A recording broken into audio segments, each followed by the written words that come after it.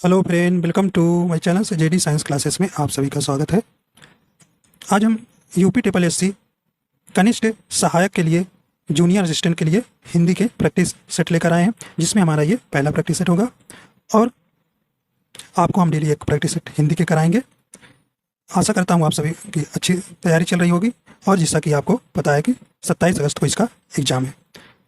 तो आइए देखते हैं, आज पहला प्रैक्टिस सेट है। अगर आप हमारे चैनल पर नए हैं तो चैनल को सब्सक्राइब कर लेंगे और बेल आइकन प्रेस कर देंगे ताकि आपको नोटिफिकेशन मिलता रहेगा। तो आइए देखते हैं, पहला प्रश्न है, देखिए, हिंदी परिज्ञान और लेखन योग्यता। तो पहला प्रश्न आपको इसका है, कहने कि जगदीश शब्द की सही संधि होगी। तो आपको जगदीश शब्द की सही संधि विच्छेद इसमें कौन सा होगा? तो कौन सा हो जाएगा इसमें? तो ऑप्शन नंबर इसका कौन सा हो जाएगा? बी नंबर सही हो जाएगा, जगत प्लस ईस। तो यहाँ पे जगतता में हलंत रहेगा, ठीक है, यहाँ भी ता है लेकिन उसमें हलंत रहेगा, ठीक, इतना आप ध्यान दीजिएगा, ठीक। तो ऑप्शन नंबर इसका बी नंबर हो जाएगा। देखिए, ता प्लस बड़ी ई मिल के क्या हो जा रहा है?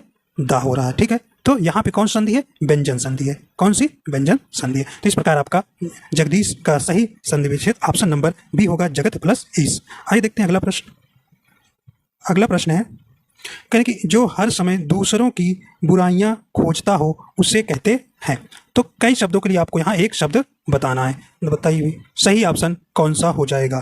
तो कौन सा हो जाएगा? ऑप्शन नंबर इसका सी नंबर हो जाएगा, छिद्रा निवेशी जो है ऑप्शन नंबर सी नंबर सही हो जाएगा। तो जो हर समय दूसरों की बुराइयां खोजता है उसे छिद्रा निवेशी कहते हैं। तो ऑप्शन नंबर इसका सी सही हो जाएगा। आइए अगला देखते हैं, कहने कि अनिल अनल का सही अर्थ देने वाला शब्द युग्म है। देखिए, अनिल का अर्थ क्या होगा भाई? तो वायु। क्या होगा? वायु। और अनल का क्या होगा? अग्नि। तो इस प्रकार आपका कौन सा सही ऑप्शन हो जाएगा? ऑप्शन नंबर ए सही हो जाएगा, वायु और अग्नि। तो ऑप्शन नंबर ए सही हो जाएगा, ठीक। आइए अगला देखते हैं।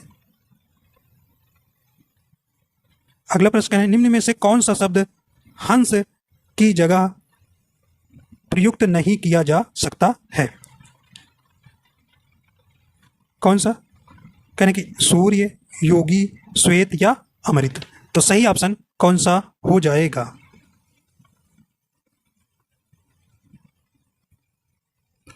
तो ऑप्शन नंबर इसका डी हो जाएगा, ऑप्शन नंबर डी हो जाएगा। देखिए, हंस के जो है सूर्य, योगी, श्वेत, ये हंस के क्या है? आपके अनेकार्थी शब्द हैं। क्या है? अनेकार्थी शब्द हैं, ठीक है। तो इस प्रकार आपका डी नंबर जो है आपका सही हो जाएगा, ठीक। आइए अगला देखते हैं। अगला प्रश्न कह रहे हैं कि निम्नलिखित में से कौन सा शब्द अग्नि का पर्यायवाची है? तो यहाँ पे आपको अग्नि का पर्यायवाची बताना है। तो कौन सा हो जाएगा? ऑप्शन नंबर इसका कौन सा करें? अवलेख होगा, आवर्ण, अरवण होगा, या पावक होगा, या उरग होगा। तो सही ऑप्शन क्या हो जाएगा? सी नंबर हो जाएगा, अग्नि का पर्यायवाची क्या होता है? पावक हो जाएगा। तो ऑप्शन नंबर इसका कौन सा हो जाएगा? सी नंबर सही हो जाएगा। देखिए, उरग, उरग किसका पर्यायवाची है? ये आपका नाग का है। किसका है? नाग का। नाग का पर्यायवाची है, जिसे आप विषधर कहते हैं, मणिधर कहते हैं, भुजंग भी कहते हैं। तो ये आपका उरग जो है किसका है? नाग का। ये अर्णव किसका पर्यायवाची है? ये आपका किसका है? सागर का। किसका है? सागर का। किसका है? सागर का। सागर, समुद्र जिसको बोलते हैं, वारिध, पायोधि, जलधि, ठीक है। तो इस प्रकार आपका यहाँ, तो यहाँ पे अग्नि का पर्यायवाची पूछा, तो इस प्रकार आपका सी नंबर सही हो जाएगा। अगला देखते हैं, यानी कि साहचर्य का विलोम है। साहचर्य का सही विलोम कौन सा हो जाएगा? तो कौन सा हो जाएगा? ऑप्शन नंबर इसका हो जाएगा डी नंबर, अलगाव। क्या हो जाएगा? अलगाव। देखिए, वैमनस्य का विलोम क्या हो जाएगा? सौमनस्य। क्या हो जाएगा भाई? सौमनस्य हो जाएगा, ठीक है। और असहयोग का विलोम क्या हो जाएगा? सहयोग। सहयोग हो जाएगा, ठीक। तो इस प्रकार आपका यहाँ पे डी नंबर सही हो जाएगा। अगला प्रश्न है, कह रहे कि प्रमाणिक शब्द के मूल शब्द और प्रत्यय का सही अलगाव है। देखिए मूल प्रत्यय क्या होते हैं, किसी मूल शब्द के बाद में लगते हैं, ठीक है। तो कौन सा इसमें सही हो जाएगा, तो ऑप्शन नंबर कौन सा हो जाएगा, बी नंबर सही हो जाएगा, प्रमाण प्लस इक। तो प्रमाण आपका मूल शब्द हो गया, इक जो है आपका प्रत्यय हो गया, तो ऑप्शन नंबर क्या हो जाएगा, बी नंबर सही हो जाएगा। अगला है कहने तिलक किस प्रकार का शब्द है, तो तिलक आपको बताना है किस प्रकार का शब्द है।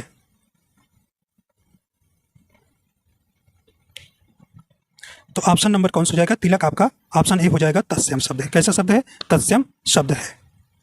तत्सम शब्द क्या होते हैं, तत्सम शब्द जो संस्कृत के ऐसे शब्द जिसे हम ज्यों का त्यों प्रयोग में लाते हैं तत्सम शब्द कहलाते हैं। अगला है कहने कि राजा सेवक को कंबल देता है, वाक्य में रेखांकित पद में कौन सा कारक है। कहने संप्रदान कारक है, कर्ता कारक है, कर्म कारक है या संबंध कारक है। सही ऑप्शन कौन सा हो जाएगा, तो ऑप्शन नंबर कौन सा हो जाएगा, ए नंबर हो जाएगा, संप्रदान कारक। ठीक, तो जब कर्ता किसी को कुछ देता है तो उसमें किस प्रकार का भाव होता है, उसमें संप्रदान कारक होता है। तो इस प्रकार आपका कौन सा हो जाएगा, ए नंबर सही हो जाएगा।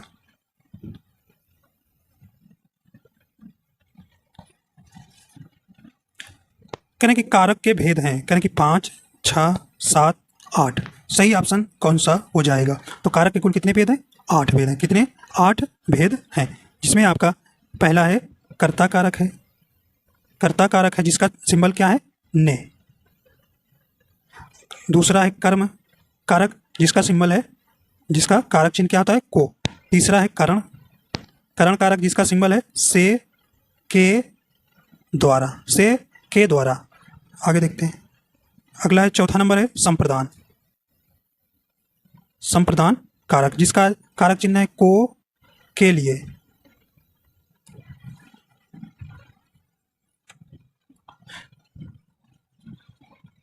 यहाँ पे देखिए करण का क्या बताए थे हमने, करण का तीसरे में से के द्वारा होता है, से के द्वारा।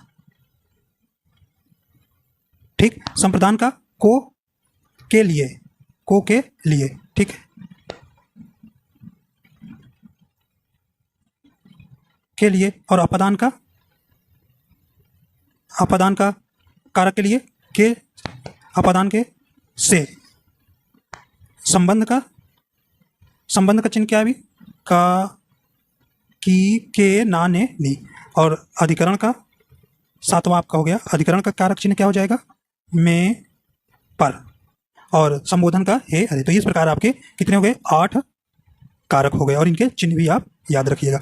ठीक है, तो कर्ता कारक के चिन्ह क्या है, ने। कर्म कारक का कारक चिन्ह क्या है, को। करण कारक का कारक चिन्ह क्या है, से या के द्वारा।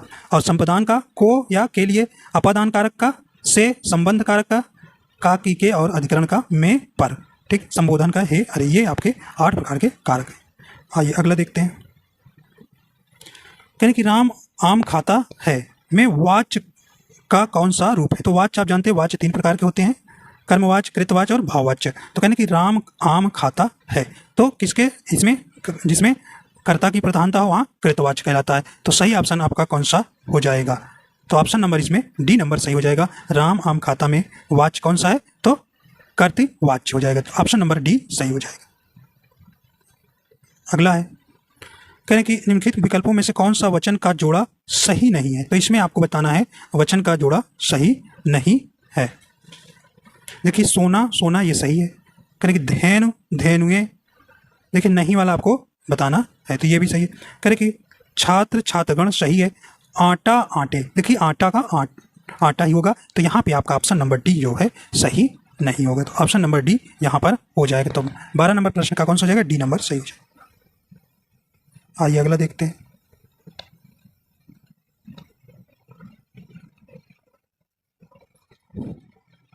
अगला प्रश्न कहना इनमें से कौन सा पुल्लिंग नहीं है। तो नहीं वाला आपको इसमें बताना है, तो कौन सा हो जाएगा। कहने कि बचपन, वायु, समुद्र या कम्बल। देखिए इसमें आप क्या विशेषण लगा के, अच्छा और अच्छी लगा के चेक करेंगे। तो वायु क्या होता है, अच्छा होता है, अच्छी होती है। वायु अच्छी होती है, तो ये आपका पुल्लिंग नहीं है, स्त्रीलिंग में आएगा। ऑप्शन नंबर बी यहाँ सही हो जाएगा। देखिए बचपन अच्छा होता है, समुद्र अच्छा है, कंबल अच्छा है, ठीक, तो ये आपका पुल्लिंग हो जाएगा, तो बी नंबर आपका यहाँ सही हो जाएगा। पुल नहीं वाला हमको बताना था। अगला प्रश्न है, वे शब्द जिन पर लिंग वचन पुरुष और काल का प्रभाव नहीं पड़ता उन्हें हम क्या कहते हैं? सही ऑप्शन कौन सा हो जाएगा? तो किसको कहते हैं? तो ऑप्शन नंबर आपका बी नंबर सही हो जाएगा। उन्हें हम क्या कहते हैं? अव्यय कहते हैं। अगला है, देखिए अव्यय के भेद भी कितने हैं? तो अव्यय के भेद कितने हैं? चार प्रकार के अव्यय होते हैं। एक क्रिया विशेषण, दूसरा है संबंध बोधक, तीसरा है समुच्चय बोधक और चौथा है विस्मयादि बोधक अव्यय। तो इस प्रकार अव्यय आपके 4 प्रकार के होते हैं। चलिए अगला देखते हैं। अगला है, करें कि दृश्य बहुत ही मनोरम था, वाक्य रेखांकित शब्द का विशेषण भेद है। करें गुणवाचक विशेषण, परिमाणवाचक विशेषण या संख्यावाचक विशेषण, तो कौन सा हो जाएगा? तो किस प्रकार आपका, देखिए रेखांकित शब्द आपका मनोरम है, ठीक है, सही ऑप्शन हो जाएगा, ए नंबर हो जाएगा गुणवाचक विशेषण। तो दृश्य शब्द ही मनोरम था, वाक्य रेखांकित शब्द क्या है? मनोरम कैसा शब्द है? ये गुणवाचक विशेषण है, गुणवाचक विशेषण है। तो विशेषण के कितने भेद हैं आपके? 4 प्रकार के हैं। तो गुणवाचक विशेषण, संख्यावाचक विशेषण, परिमाणवाचक विशेषण और सार्वनामिक विशेषण। आइए अगला देखते हैं। अगला करें, निम्न के शब्दों में से कौन सा शुद्ध है? तो आपको इसमें बताना है कौन सा शब्द शुद्ध है। तो कौ इत्री का शुद्ध शब्द आपका कौन सा हो जाएगा?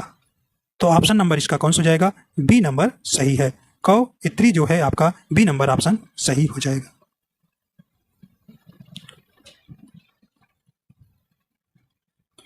अगला है, माता पिता दोनों प्रसन्न थे, इस वाक्य में माता पिता के मध्य कौन सा विराम चिन्ह है?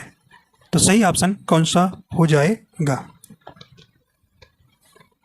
तो देखिए जहां पर 2 शब्द बार हो, जहां पर कहीं रिलेशन से, जैसे भाई बहन के बीच रिलेशन से संबंधित शब्द आते हैं, वहां पर कौन सा चिन्ह होता है? योजक चिन्ह होता है। तो ऑप्शन नंबर इसका क्या हो जाएगा? सी नंबर सही हो जाएगा, सी नंबर सही हो जाएगा।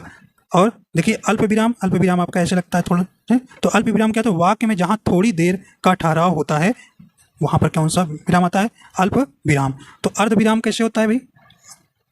अर्ध विराम तो बिंदी ये, ठीक है, तो अर्ध विराम आपका हो गया।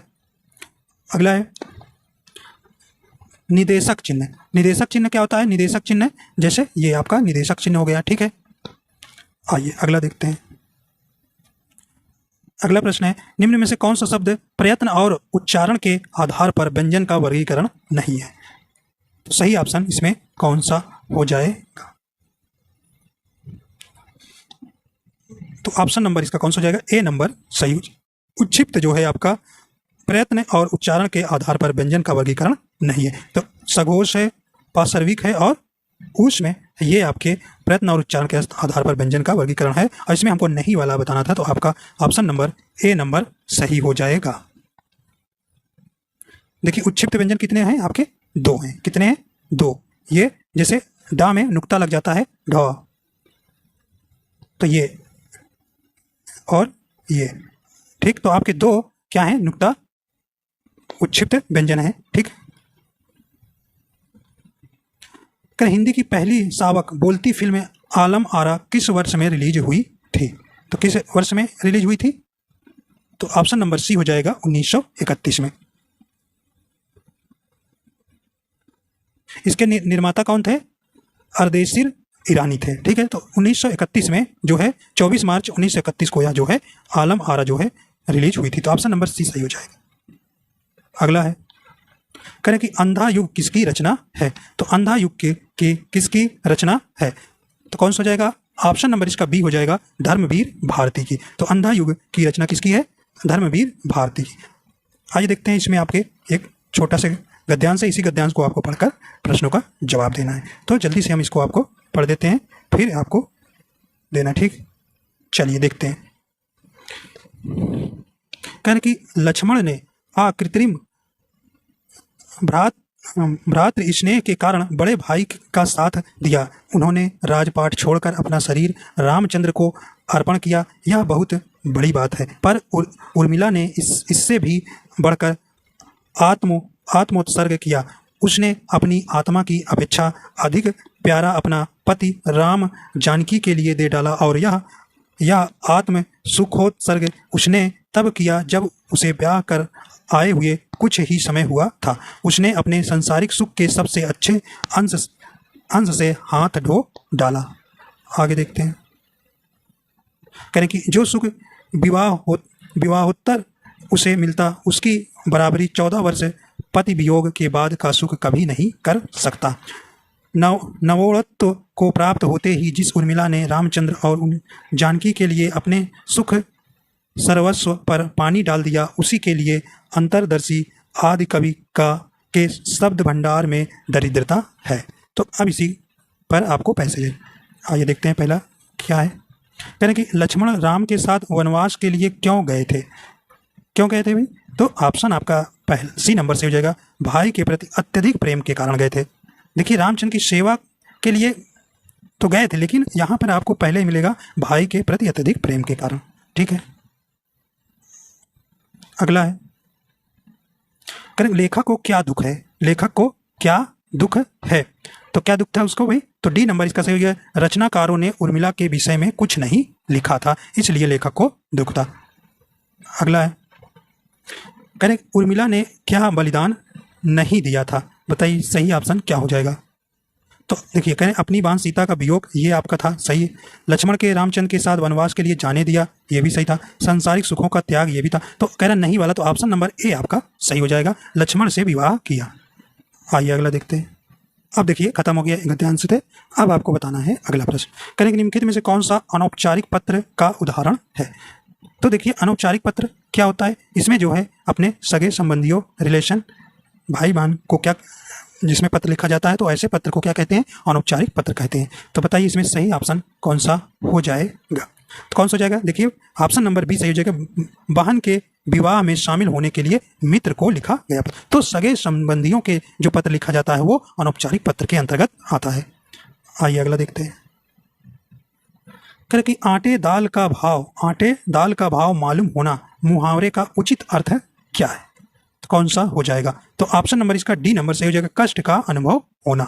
तो आटे दाल का भाव मालूम होना का सही अर्थ है कष्ट का अनुभव होना। अगला देखिए,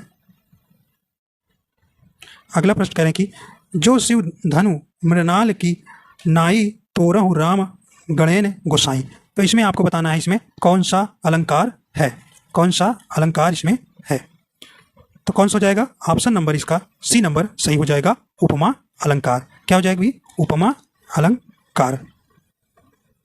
तो देखिए जहां दो वस्तुओं के रूप, रंग, गुण या धर्म के आधार पर समानता का बोध कराया जाता है, वहां पर कौन सा होता है, उपमा अलंकार होता है। तो इस प्रकार आपका यहाँ कौन सा हो जाएगा, डी नंबर सही हो जाएगा। ठीक है, डी नंबर सही हो जाएगा। देखिए तो माने सो मतलब क्या होता है, ते, और शिव धनुष जानते हैं, शिव जी की धनुष, और मृणाल मतलब होता है कमल की डंडी, मतलब कमल की डंडी से क्या किया गया, तुलना की गई है किसके, की नाई मतलब की तरह। ठीक है, और तोरा माने तोड़ना राम के, गणेन मतलब प्रभु की श्री गणेश जी, और गोसाई माने क्या, स्वामी, गोसाई मतलब स्वामी। तो यहाँ पे जो है शिव धनुष की किससे तुलना की गई है, मृणाल मतलब किसके, कमल की डंडी से। भाई एकदम कमल की डंडी जानते हो कोमल होती है, एकदम टूट जाएगी। तो इस कारण से यहाँ पर क्या कौन सा अलंकार हो जाएगा, उपमा अलंकार हो जाएगा। अगला प्रश्न है, कहें कि अखिया हरि दर्शन की भूखी कैसे रहे रूप रस रांची ए बतिया सुनी रूखी। तो सही है, इसमें आपको कौन क्या बताना है, रस बताना है कि इसमें कौन सा रस है। तो कौन सा हो जाएगा, तो ऑप्शन नंबर यहाँ पर बी नंबर सही हो जाएगा, वियोग श्रृंगार रस है। ठीक है, वियोग श्रृंगार रस है, क्योंकि यहाँ पर क्या है, करें अखिया हरि दर्शन की भूखी। तो यहाँ आपको लग रहा है क्या है, तो यहाँ पे वियोग को प्रदर्शित हुए, तो यहाँ वियोग श्रृंगार रस है। ठीक है, एक संयोग श्रृंगार और वियोग श्रृंगार रस होता है, तो यहाँ पर वियोग श्रृंगार रस और श्रृंगार रस का जो अस्थायी भाव क्या होता है, रति होता है। ठीक है, जहाँ पर शोक भाव उत्पन्न होता है वहाँ पर वियोग श्रृंगार रस, और श्रृंगार रस को क्या कहते हैं, रसराज भी कहा जाता है। ठीक है, तो इस प्रकार आपके रस कितने हैं, 9। अगर पूछे रस कितने हैं, 9। अगर अस्थायी भाव की संख्या कितनी है, तो भी आप 9 ही बताएंगे। ठीक, तो चलिए तो देखिए इनके अस्थायी भाव बता देते हैं, इसमें पूछा जाता है। जैसे श्रृंगार रस के तो क्या हो गया, रति हो गया। ठीक है, और हास्य रस का हास होता है अस्थायी भाव, हास होता है, और करुण का शोक, और रौद्र रस का क्रोध होता है अस्थायी भाव। क्रोध होता है, और भयानक रस का स्थायी भाव भय होता है, और विभत्स रस का जुगुप्सा होता है, जुगुप्सा, और अद्भुत का विस्मय, विस्मय, और शांत रस का निर्वेद, निर्वेद स्थायी भाव होता है। तो ये आप याद रखिएगा। अगला चलते हैं। करें कि निम्नलिखित में से सही वाक्य चुनना है। तो इसमें आपको 28 नंबर प्रश्न में सही वाक्य चुनना है।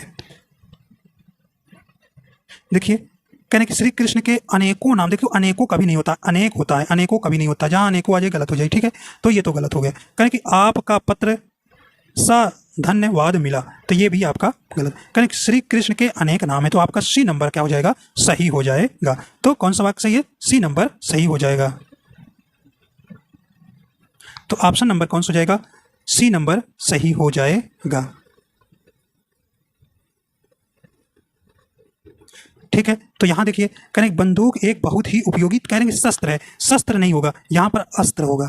ठीक है, अस्त्र होगा। तो बंदूक एक बहुत ही उपयोगी, देखिए जिन्हें आप हाथ में पकड़कर चलाएं वो अस्त्र कहलाता है, जिन्हें आप फेंक कर मारे, जैसे भाला हो गया, वो क्या कहलाता है, शस्त्र कहलाता है। तो बंदूक एक बहुत, बंदूक भाई फेंक के नहीं मारते ना, तो ये अस्त्र हो जाएगा। ठीक, तो इस प्रकार आपका सी नंबर यहाँ सही हो जाएगा। अगला देखिए, करें कि अष्टाध्यायी शब्द में कौन सा समास है। तो अष्टाध्यायी में शब्द में कौन सा समास है, तो आपका ऑप्शन नंबर कौन सा हो जाएगा, आपका द्विगु समास हो जाएगा, द्विगु समास हो जाएगा। तो अष्टाध्यायी जो है का आप जब समास विग्रह करेंगे तो 8 अध्यायों का समाहार, 8 अध्यायों का समाहार। तो 8 अध्याय आ रहा, तो 8 मतलब गिनती है जिसमें नंबर आती है, उसमें क्या होता है, द्विगु समास हो जाएगा। देखिए बहुब्रीहि समास क्या होता है, बहुब्रीहि समास में इसमें जो है पूछता है कि ऐसा कौन समास है जिसमें दोनों पद प्रधान नहीं होते हैं, तो ये आपका बहुब्रीहि समास है, या किसी तीसरे ओर की संकेत करता है। ठीक। और कर्मधारय क्या होता है, कर्मधारय में जो है, कर्मधारय जो है पहला पद आपका विशेषण होता है, अंतिम पद संज्ञा या विशेष होता है। और तत्पुरुष में पहला पद क्या होता है, उत्तर पद क्या होता है, प्रधान होता है, और अंतिम पद क्या होता है, गौण होता है वहाँ तत्पुरुष, और इसमें विभक्ति का लोप होता है। ठीक। तो आपका इस प्रकार आपका यहाँ बी नंबर सही हो जाएगा। तो समास आपके 6 प्रकार के हैं। जिसके पास कुछ भी ना हो, वाक्यांश के लिए एक शब्द हो जाएगा। तो 30 नंबर का प्रश्न कौन सा हो जाएगा, ऑप्शन नंबर ए हो जाएगा, अकिंचन। तो जिसके पास कुछ भी ना हो उसके लिए अकिंचन एक शब्द हो जाएगा। तो इस प्रकार आपके हिंदी के कुल कितने 30 प्रश्न आएंगे, तो 30 प्रश्न हो जाते हैं। तो आशा करता हूँ आपको पसंद आया। अगर पसंद आया तो लाइक एंड शेयर करिएगा, और हमारे चैनल पर नए हैं तो चैनल को सब्सक्राइब कर लीजिएगा। वीडियो देखने के लिए आपका बहुत बहुत धन्यवाद।